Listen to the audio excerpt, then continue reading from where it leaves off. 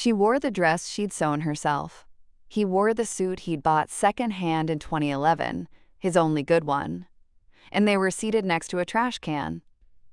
That's how my wedding day ended. Not with vows, not with champagne, not with a first dance, but with me standing at a microphone in front of 247 guests, in a dress I'd chosen without anyone's permission, telling the truth about the man I had almost married, and the family I almost let swallow mine whole. My name is Nora Callahan. I'm 31 years old. And this is the story of the day I walked away from a wedding that was never really mine. I grew up on Cedar Ridge Road in Harlan Falls, Kentucky. Population 200.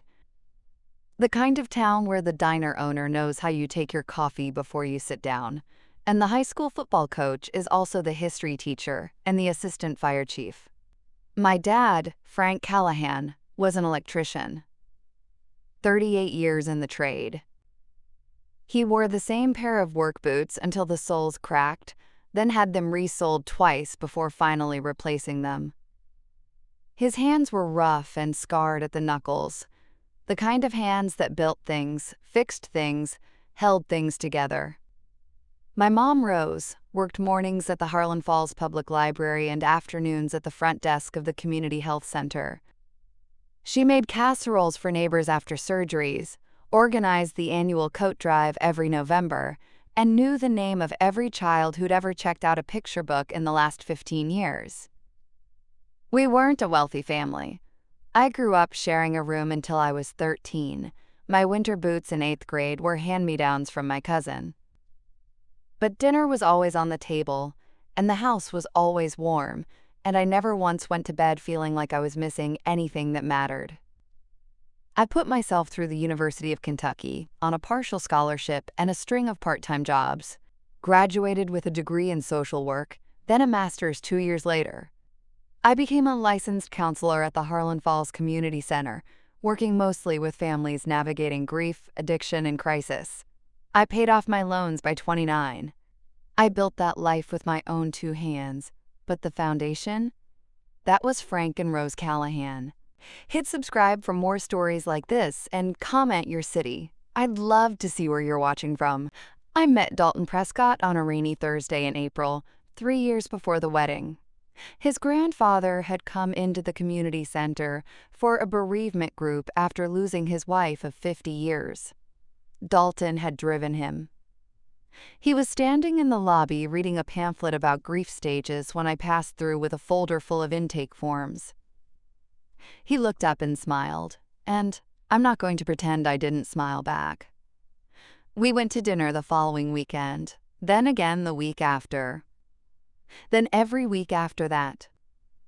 Dalton was charming in a way I wasn't used to.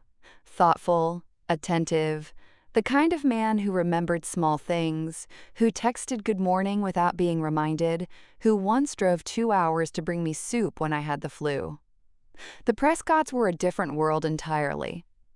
Dalton's family were commercial real estate developers based out of Lexington, 2 generations of money, a name on a building downtown, a box at Keeneland. His mother, Margaret, ran the family foundation. His father, Clifton, managed the firm. The first time I met Margaret, she was wearing a cream blazer and gold jewelry, and she shook my hand with both of hers and said, "Community counseling. How noble," and smiled in a way that didn't quite reach her eyes. Dalton squeezed my hand later in the car and said, "She just needs time." She didn't need time. She'd already decided. I just wasn't ready to see it yet, because by then I was already in love, and love has a way of making you explain away the things you should be running from.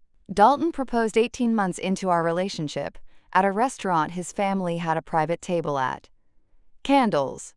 A pianist. His mother, I later learned, had been seated at the bar. Coincidence? Dalton called it. I said yes anyway, because the ring on my finger wasn't from Margaret. It was from the man who had called my father a good man, who had promised to ask Frank's permission the old-fashioned way, who had said he couldn't wait to be part of our family.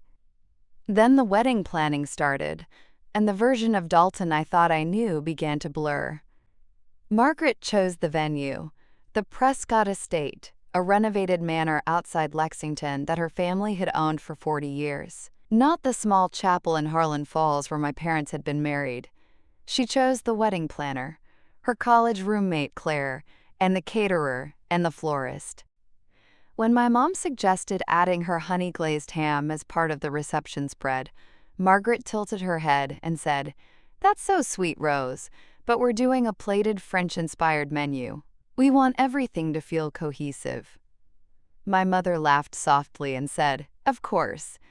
I watched her hands tighten in her lap.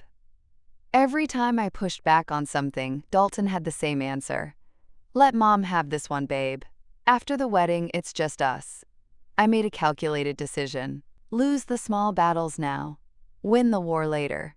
The venue didn't matter. The menu didn't matter. What mattered was the marriage, the 40 years after the party. That was my logic. It made sense right up until I understood the small battles weren't small at all. They were rehearsals. Margaret was testing how far I'd give ground. And I kept retreating. I didn't know it then. The wedding wasn't the war. It was the final rehearsal. The morning of September 7th, I woke up in my old bedroom at my parents' house. Sunlight through the curtains my mother had sewn when I was 10. My dress hung on the closet door, ivory lace over satin, tea-length, bought with my own savings. Margaret had suggested a designer gown from a boutique in Lexington. I declined. This was the one thing I kept. By 10 o'clock I was at the Prescott Estate. The place looked like a film set. Blush peonies in copper urns, ivory linen on every table, tapered candles in clusters of 3, a string quartet warming up on the garden terrace. 247 guests were expected, just over half from the Prescott side, business associates, foundation donors, family friends with old names and older money. The other half were mine, my Aunt Bet from Knoxville, 3 colleagues from the community center, my college roommate, old neighbors from Cedar Ridge Road, people who drove pickup trucks and wore department store clothes and wouldn't know a charger plate if you handed it to them. I noticed the division early. The Prescott side filled the front rows, the center tables, the seats closest to the dance floor. My people drifted toward the edges. After the ceremony, while guests moved to the terrace for cocktails, I slipped into the reception hall to verify the setup. I'm a counselor. I notice things. I walked to table 1, the head table, front and center, set for 10. Both sets of parents were supposed to be seated there, along with Dalton's grandmother and my Aunt Bet. I picked up the first place card, Ellsworth Prescott. Then the next, Catherine Prescott, the Hargroves, the Belmonts, the Whitneys, 9 Prescotts and their associates, no Callahans. My chest went tight. I started walking the room. Table 2, Prescott cousins. Table 3, foundation board members. Table 8, the mayor and his wife. I kept going. Table 11, table 13. I found them at table 16, the last table in the room, wedged between the swinging service door and a linen rack loaded with folded tablecloths. The chairs weren't the polished wooden ones that matched the rest of the reception hall. They were cushioned banquet chairs from a different set, slightly lower, slightly worn. A utility cart with dirty glasses sat 2 feet away. The overhead fixture was a bare pendant, not the chandelier that hung above every other table. Frank Callahan. Rose Callahan. 2 place cards in gold ink on cream stock, next to a rack of spare linens and a foot pedal waste bin. I found Claire, the wedding planner, near the bar. "Who changed the seating chart?" She didn't blink. "Mrs. Prescott adjusted it this morning. She said the bride had approved it." I had never approved anything. I stood alone in that reception hall and triaged it the way I'd been trained to do in crisis work. If I said nothing, here's what would happen. My parents would sit there and not complain. My father would straighten his tie and say, "It's fine, sweetheart." My mother would fold her napkin in her lap and pretend she couldn't hear the kitchen noise behind her. And Margaret would know. No, she could move Frank and Rose Callahan anywhere she wanted, and no one would say a word. Every holiday after this, Every birthday, every family gathering.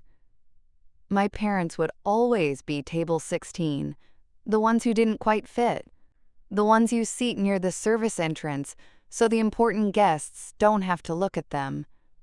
I went to find Dalton. He was in the groomsman's suite, standing in front of a full-length mirror adjusting his cufflinks. Silver, monogrammed, a gift from Margaret. Who moved my parents off the head table? He didn't look up from the mirror. Mom rearranged a few things this morning. It's not a big deal. Not a big deal? They don't have real seats, Dalton. Table 16 is next to the kitchen. There's a trash cart 2 feet from where my father will eat dinner. He sighed. The kind of sigh a person makes when they think you're being difficult. Nora, we have 250 people out there. Can we not do this right now? When then? After they've sat there for 3 hours? He turned from the mirror. His face was calm, patient, the face of a man who'd practiced looking reasonable while saying unreasonable things. The Hargroves and Belmonts are at table 1. They're important clients. This is just logistics. More important than my parents? I didn't say that. You didn't have to. He stepped toward me and put his hand on my arm, gentle, rehearsed. You're stressed. It's your wedding day. Let's get through dinner and I'll talk to Mom tomorrow. Tomorrow. There it was again. Tomorrow after the engagement party. Tomorrow after the bridal shower. Tomorrow after the wedding. Tomorrow never came. I searched his face for surprise, for guilt, for anything that told me he hadn't known about this until just now. There was nothing. He'd known since morning. He had gotten dressed, fixed his cufflinks, and checked his reflection in the mirror. I walked out without another word. On my way back through the corridor, I stopped at the welcome table near the entrance. A stack of printed programs in ivory and gold. I picked one up and opened it. Page 2. With love and gratitude to our families. Below that, a list. Clifton and Margaret Prescott. Ellsworth and Catherine Prescott. The Prescott Family Foundation. 4 lines, all Prescott. I checked the back. I checked the inside fold. Frank and Rose Callahan were nowhere. In the version I had approved 3 weeks earlier, my parents were listed first, with deepest love to Frank and Rose Callahan, whose sacrifices made everything possible. I had written those words myself. Margaret had seen the proof. She hadn't objected. She'd waited until the morning of the wedding and had Claire reprint them. My parents, names erased, not just from the table, from the record. I found my maid of honor, Simone, in the hallway outside the bridesmaid's room. She took one look at my face and set down her lipstick. I told her everything. The table, the program, Dalton's reaction, 30 seconds, no pauses. Simone didn't gasp. She didn't say, "Oh my God." She just closed her lipstick cap, put it in her clutch and looked at me. "What do you want to do?" "I don't know yet." "Okay, what do you need from me?" "Stay close." "I'm right here, Nora." She said it the way people say things they mean completely. Simone had warned me about the Prescotts 8 months ago. Once, gently, and then never again. She respected my choices even when she disagreed with them. That's why I trusted her more than anyone in that building. I still didn't know what I was going to do, but I knew the next thing I heard would decide everything. I was walking back toward the groomsmen's suite, not to eavesdrop, but to try one more time, to stand in front of Dalton and say, "Fix this, or I don't walk into that room." The door was cracked open, 3 inches, maybe 4, enough to hear everything. Margaret's voice first, low and controlled, the way she always sounded when she was most dangerous. "Dalton, look at her father. That jacket is from at least 10 years ago. And her mother, did she actually make that dress herself? They look like they don't belong here. You cannot seat them at the front table. The Hargroves are sitting right there. The Belmonts. These are the people who matter." A pause. "I know, Mom. Not a contractor and a librarian. I'm sorry, but no. You're gonna take over this firm one day. The people in that room tonight are your future. You're right. The Callahans are fine in the back. It's more appropriate. A pause. Then Margaret, quieter. You should have listened to me from the start. She doesn't belong here.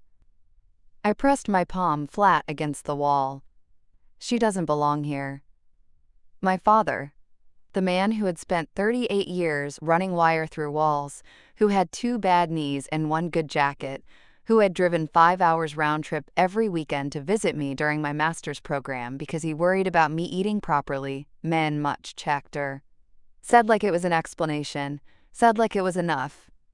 And the man I was supposed to spend my life with had said, "You're right." There are sentences you cannot unhear. This wasn't one I wanted to try. I pushed the door open. Margaret turned first. Her face froze for half a second, then rearranged itself into that smile, the one that looked like warmth but felt like a locked gate. "Nora, sweetheart, you look absolutely beautiful. I heard everything." Dalton's jaw tightened. "Heard what? We were just—" "My dad's jacket is too old. My mom sewed her dress. They don't belong at the front table." I held his gaze. What part did I misunderstand? Margaret stepped forward, hands clasped. The foundation chairwoman posture. "Nora, this is just a seating arrangement. We're trying to make sure everything runs smoothly.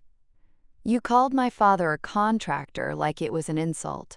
You called my mother a librarian, like she should be ashamed of it. I didn't mean—" "And you?" I looked at Dalton. "You said they were fine in the back." "That! It was more appropriate. Asterisk." Dalton's voice dropped smooth and calm, the tone he used in business calls when something was going sideways. "You're emotional right now. It's your wedding day. Let's take a breath." "I am breathing, Dalton. I've never been clearer." Margaret shot her son a quick, sharp look. "Handle this." "Baby, come on, let's not ruin." "I'm not ruining anything. You already did." I turned and walked out. The hallway was quiet. 60 feet of polished hardwood between me and the reception hall. Behind me, I heard Margaret hiss something to Dalton, too low to catch. His footsteps didn't follow. He didn't come after me. And that was the last answer I needed. I went straight to find Simone. She was leaning against the wall outside the bridesmaids' room exactly where I had left her, watching the corridor like a sentry. "Tell me," she said. I told her, word for word, Margaret's voice, Dalton's agreement, Damon Sires the contractor and the librarian. Simone was quiet for 5 full seconds. Then, "What are you thinking?" "I'm thinking I can't sign my name to this." She nodded once. No drama, no theatrics, just the focused expression she wore in depositions. Simone was a paralegal. She had seen a lot. "Okay. Then here's what you need to know." She lowered her voice. "The ceremony is done, but the marriage license, you haven't signed it yet. The plan was to do it after dinner, at the sweetheart table during dessert. Remember?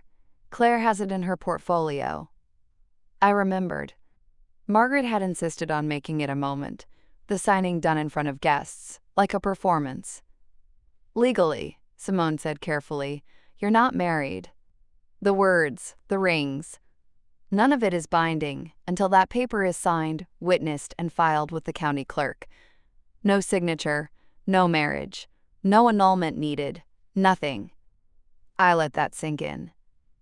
"How long do I have?" "As long as you don't sign."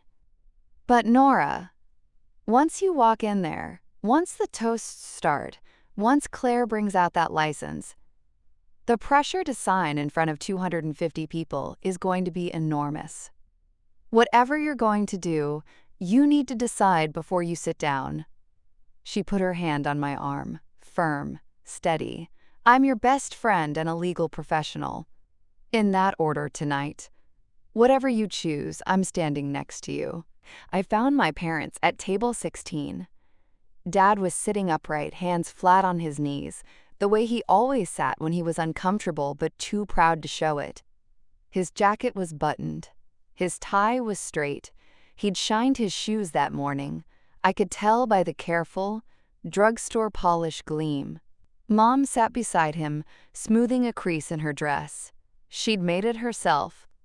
Altered an old formal, taken in the waist, added a lace panel at the neckline, replaced the zipper. I had watched her spend 3 weekends on it, hunched over the sewing machine in the spare room, with pins between her lips, squinting at the bobbin.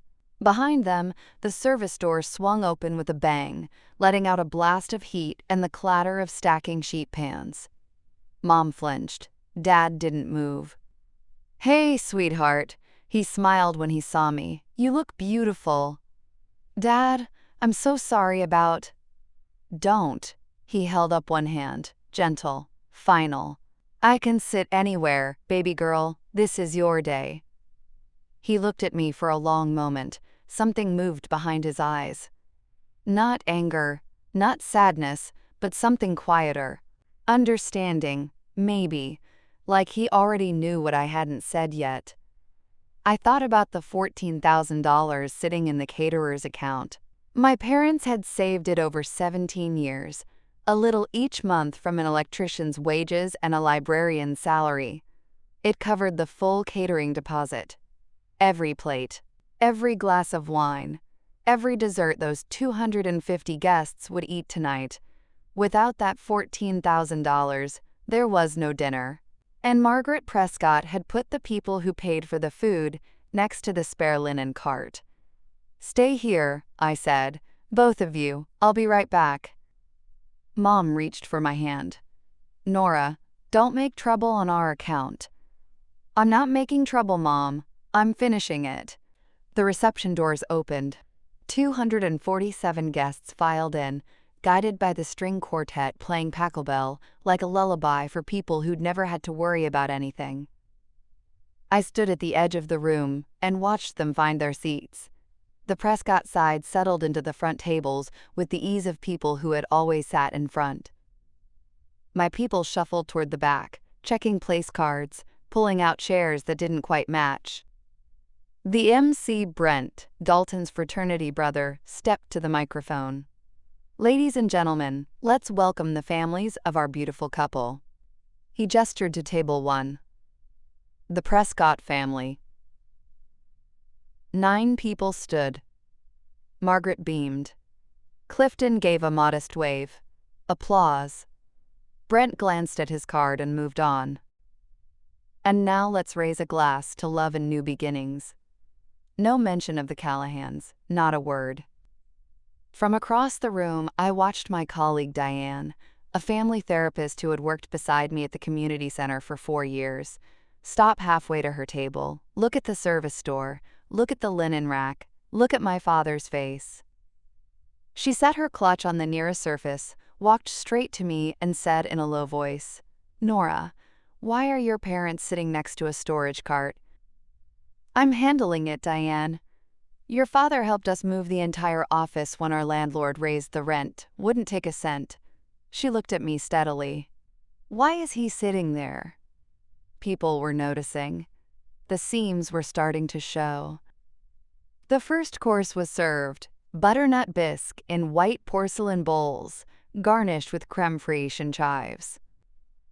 My parents, $14,000, plated and presented. Margaret left table 1 and walked toward the bar with her friend Vivienne. Their path took them directly past table 16. I was standing near the dessert station 20 feet away. Mom was adjusting the lace panel at her neckline. A few threads had come loose at the seam, 3 inches of white thread pulling away from the fabric.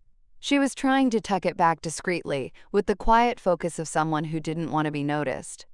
Margaret stopped, looked at my mother's neckline, turned to Vivienne and said, in a voice calibrated to carry just far enough, "Bless her heart. Someone should have taken her shopping." A small smile. A sip of champagne. "But I suppose you have to know what you are." My mother's hands went still. She stopped fiddling with the lace. Her eyes dropped to the table. My father reached under the tablecloth and took her hand. He didn't say anything, he just held it. I have sat with families in the worst moments of their lives. I have held people while they collapsed. I have heard things in crisis counseling rooms that most people will never have to hear. But watching my father, the strongest man I have ever known, sit there and absorb that woman's contempt while holding my mother's hand under a folding table next to a linen rack was the worst thing I had witnessed. Because for the first time in my life, I saw him ashamed. Not of himself, of the situation, of being placed somewhere he didn't deserve to be, and not being able to fix it.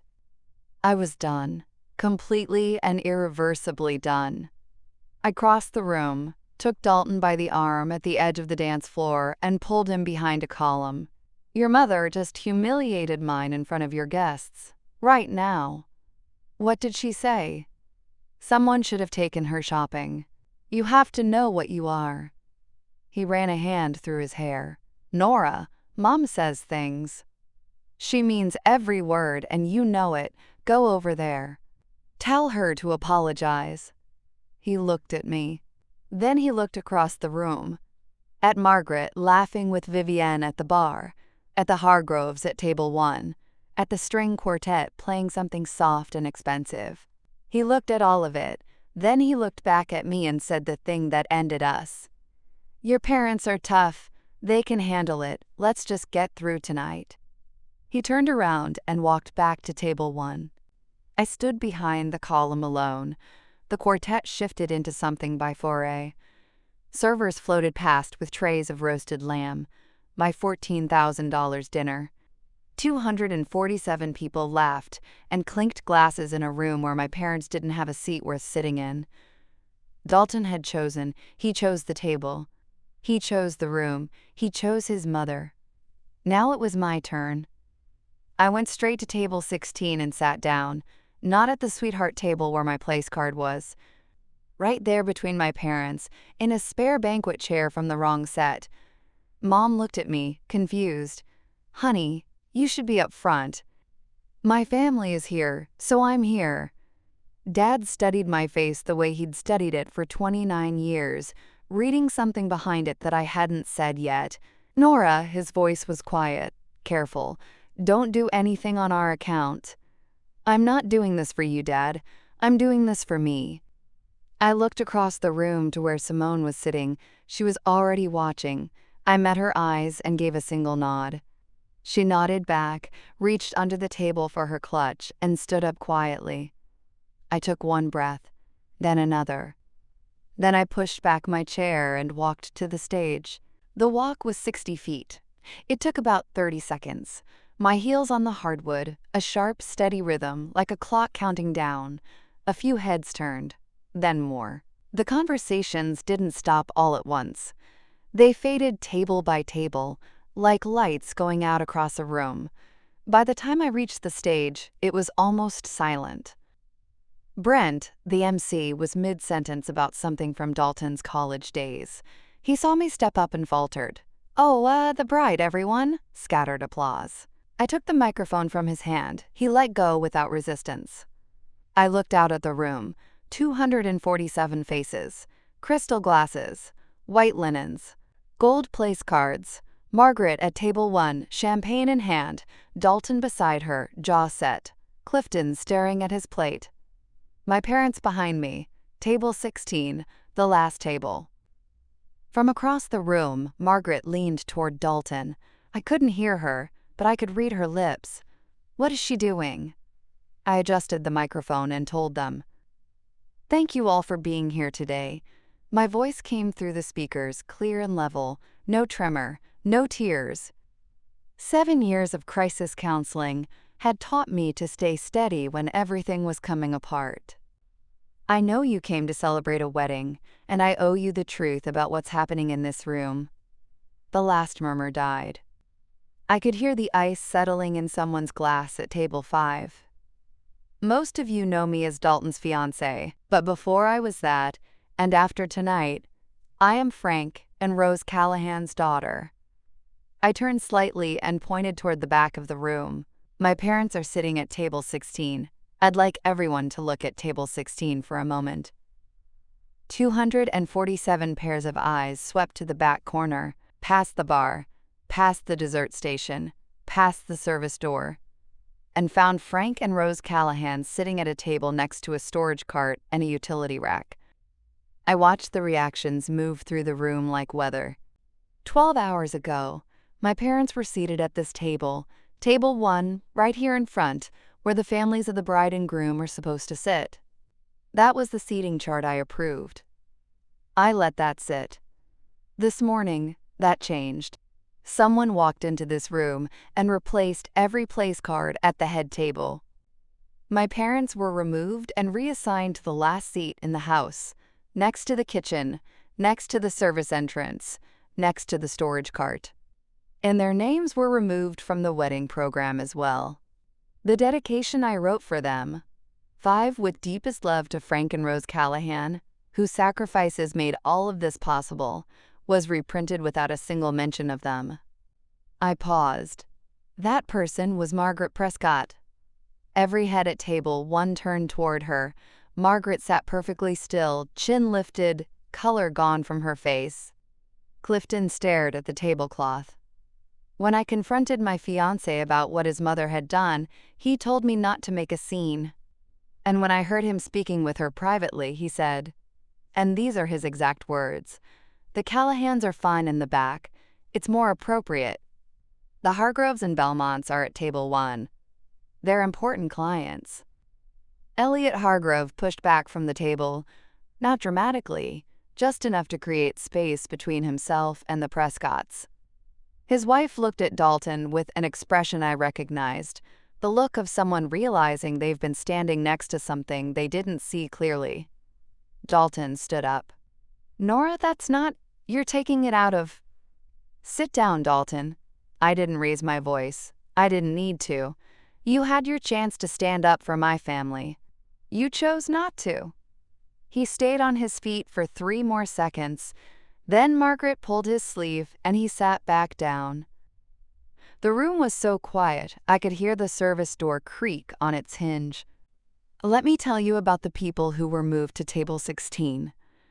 I turned slightly, just enough to see my father in my peripheral vision. He was sitting upright, hands flat on the table, eyes fixed on me. My father, Frank Callahan, has been an electrician for 38 years. He has 2 bad knees and 1 good jacket, the one he's wearing right now. He saved 6 months to buy it." A woman at table 8 pressed a napkin to her eyes. "My mother, Rose Callahan, worked mornings at the public library and afternoons at the health center front desk for 22 years. She organized the coat drive every November. She knew every child who ever walked into that library by name." I turned back to face the front tables. My parents put $14,000 toward this wedding. They saved it over 17 years, a little each month from an electrician's wages and a librarian's salary. That money covered the full catering deposit. Every plate you're eating tonight, every glass of wine, every dessert. I let the math settle over the room. People looked at their plates, looked at their wine glasses, looked at the roasted lamb and the butternut bisque. Every plate you're eating tonight, my parents paid for it. Then I looked directly at Margaret Prescott. "And you put them next to the storage cart." The room fractured. Gasps. A sharp intake of breath from table 4. Vivienne, Margaret's friend, picked up her clutch and moved 6 inches away from the woman she'd been laughing with 20 minutes ago. From the back of the room, Diane stood up. Then my Aunt Bet. Then 2 more people from the Harlan Falls side.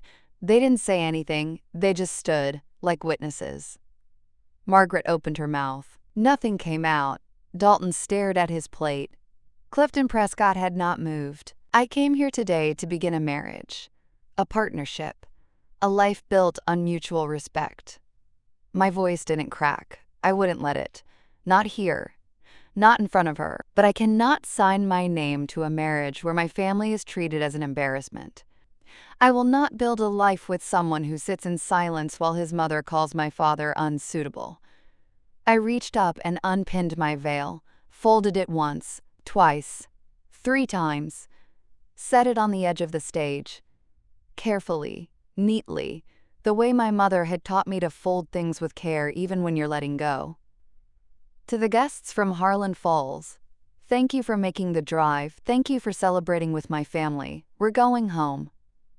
I looked at Margaret one last time. To the Prescotts, I wish you well, genuinely. But I deserve better than a man who watches his mother humiliate mine and calls it logistics. And my parents deserve better than table 16. I set the microphone on the stand. No slam, no drop. Just placed it gently, the way you set down a tool when the work is done. I stepped off the stage and walked to the back of the room, my heels on the hardwood again. That same steady rhythm, 60 feet. This time, nobody talked over it. Dad stood when I reached him. Mom was crying. Quiet tears, the kind she always tried to hide.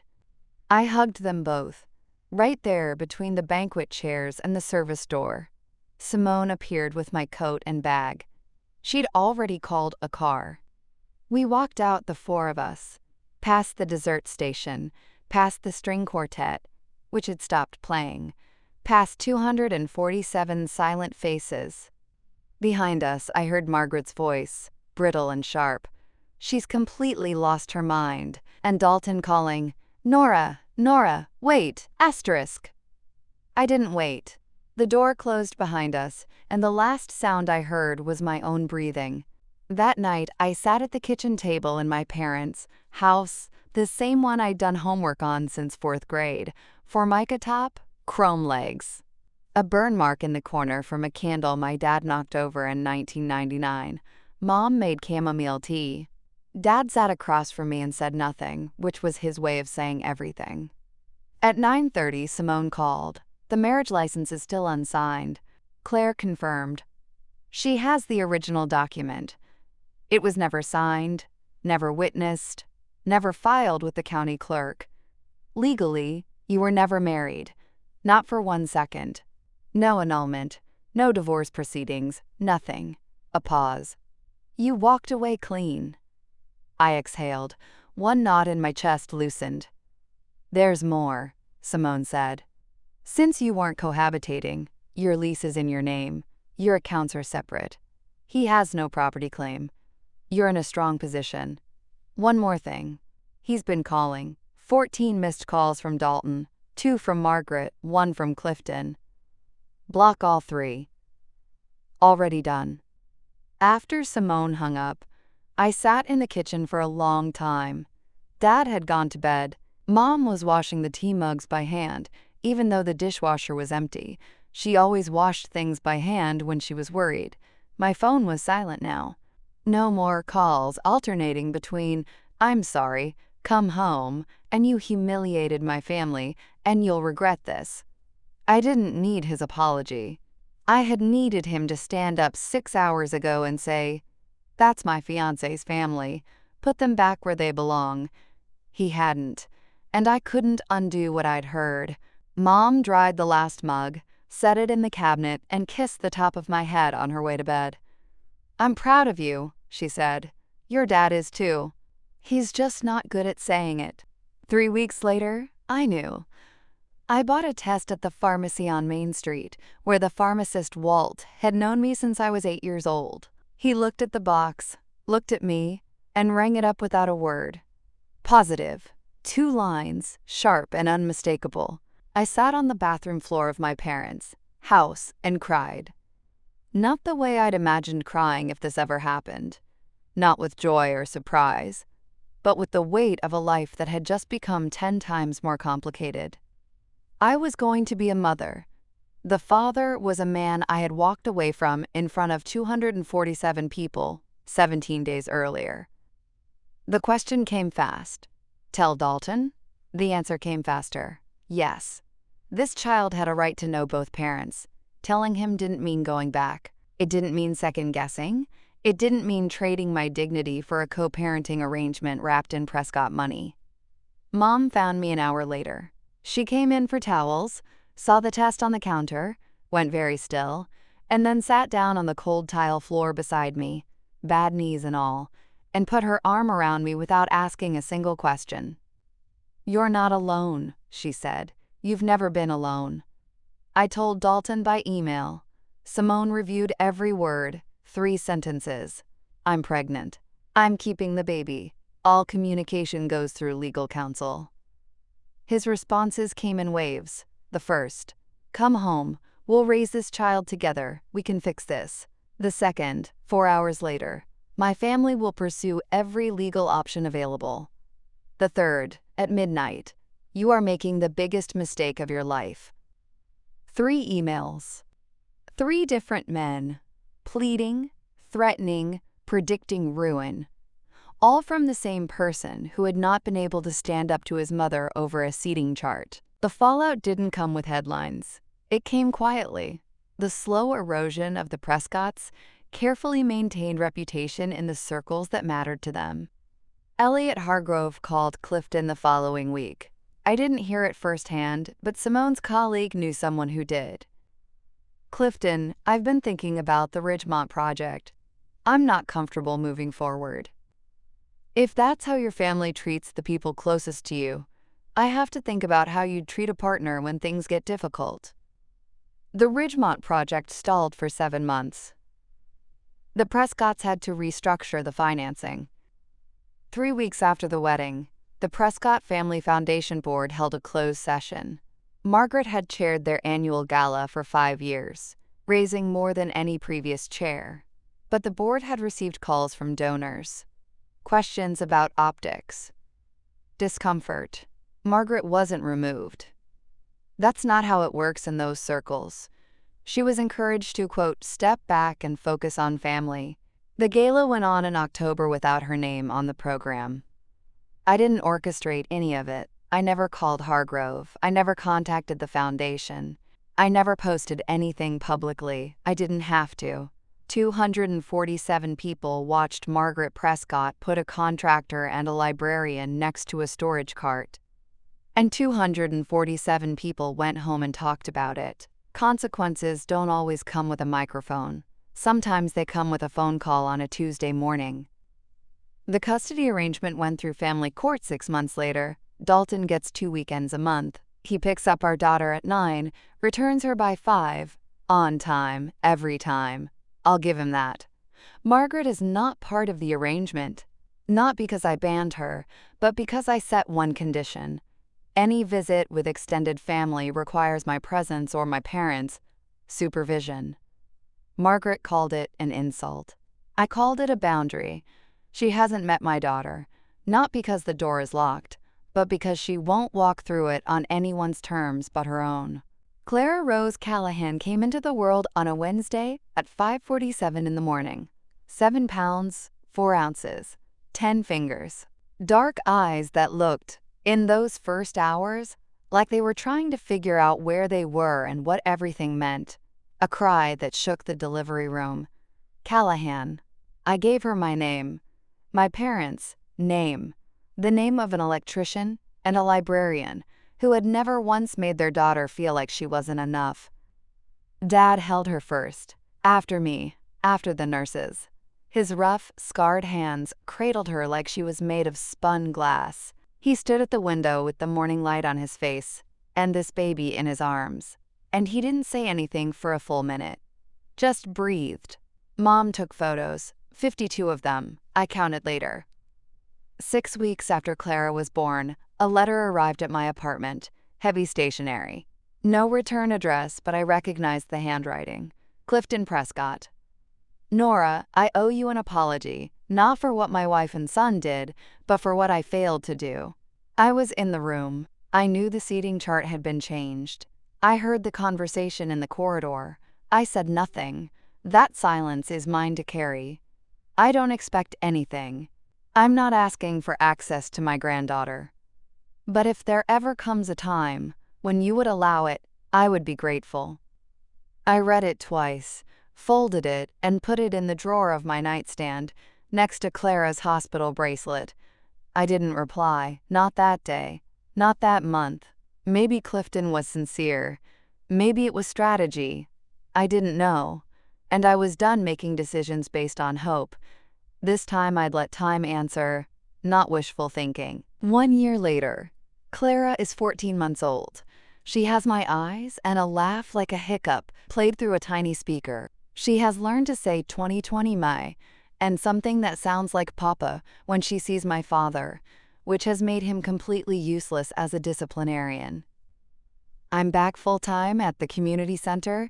Last month, they offered me the clinical director role. I'm still deciding. It would mean less direct client work, more administration. But it would also mean shaping how we serve the families who walk through that door, and that matters to me. The apartment still has beige carpet and one kitchen counter, but the walls are covered now. Clara, with Dad's reading glasses on her head. Clara in Mom's library, pulling picture books off the lowest shelf. Clara in the community garden, covered in mud, absolutely delighted with herself. The bookshelf Dad built, reclaimed wood from a barn in Morgan County, holds 34 children's books and one framed photograph. My parents on their wedding day, 1989, standing on the steps outside the Harlan Falls Community Church. The little chapel on the main road where, if I ever do this again, I intend to stand. Sunday dinner at the Callahan house. 6 o'clock, same as every week. The table is the one I grew up with. Formica top, chrome legs, the burn mark in the corner. 6 chairs. None of them match. Dad's is a wooden rocker he refinished from a yard sale. Mom's has a cushion she crocheted in 2003. Simone is here. Diane came with pie. My Aunt Bet drove up from Knoxville. Clara is in Dad's lap, pulling at his shirt collar, laughing at nothing in particular. Mom made her honey-glazed ham, the recipe Margaret Prescott cut from the wedding menu, mashed potatoes from scratch, corn on the cob because Clara likes to hold it even though she doesn't have enough teeth to eat it properly. No place cards, no charger plates, no string quartet. But every person at this table chose to be here. Every person belongs, and nobody, not one person, is sitting next to the trash. This is my table 1. I'm not telling you this story to teach you a lesson. Everyone's situation is different. Everyone's breaking point is different. But if you are sitting at a table 16 somewhere in your life, if there is a room where you are always in the back, always near the door, always made to feel like you should be grateful for the seat instead of asking why it's next to the service exit, I want you to know something. You can stand up. You don't need a microphone. You don't need 247 witnesses. You just need to know, past the doubt and the guilt and the voice that says don't make trouble, that the people you love deserve better. And if the person you chose agrees when someone calls your family unsuitable, that person didn't choose you. They chose convenience. They chose comfort. They chose the easier version of love, the kind that doesn't require courage. That's not love. That's a seating chart. My name is Nora Callahan. I'm 31 years old. I'm a counselor, a mother, a clinical director in the making, and Frank and Rose Callahan's daughter. I live in a 1-bedroom apartment with beige carpet and a bookshelf my dad built from barnwood. My daughter laughs like a hiccup, throws her spoon on the floor, and has never once sat at a table where she didn't belong. And I have never been more proud of where I come from.